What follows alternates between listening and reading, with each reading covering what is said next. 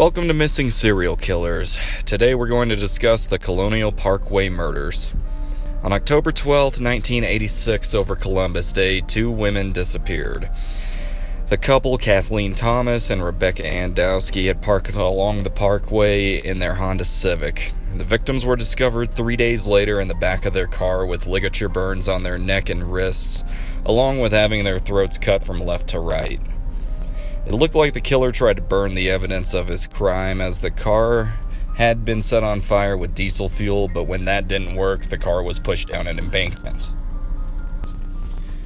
There appears to have been a struggle, as Kathleen had a wad of hair in her hand, presumably the killer's.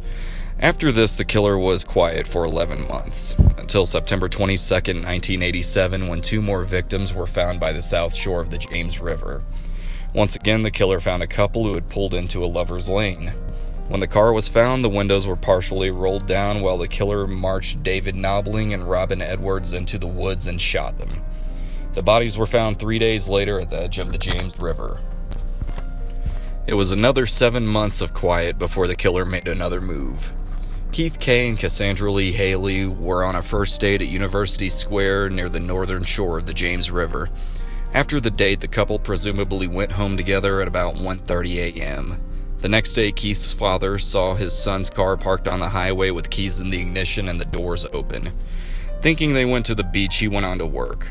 Shortly after Keith's father left, a park ranger called the car into police. The couple's clothes were in the seats. Unfortunately, the bodies of the couple were never found.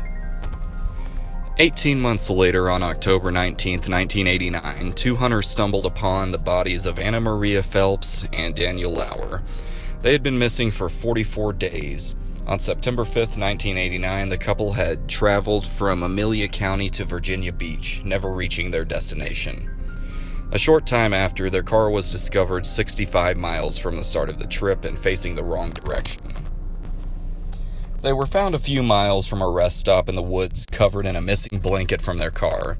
It's believed the couple was killed somewhere else and dropped off in the woods using the victim's car. At this stage, the bodies were badly decomposed and methods were hard to determine, but it was concluded that Daniel had multiple stab wounds on his body. The last murder attributed to the Colonial Parkway killer took place in May of 1996. Much like the first crime, the victims were a lesbian couple on a camping trip in Shenandoah National Park. On June 1st, park rangers found their bodies. Julianne Williams and Lolly Winans had been bound by the wrist and had their throats cut from left to right. So the big question is, was this the work of one person, or could this be multiple killers? Police have many theories, ranging from ex-cop to someone who hated lesbians. The case has been quiet since '96, so who knows where this killer might be.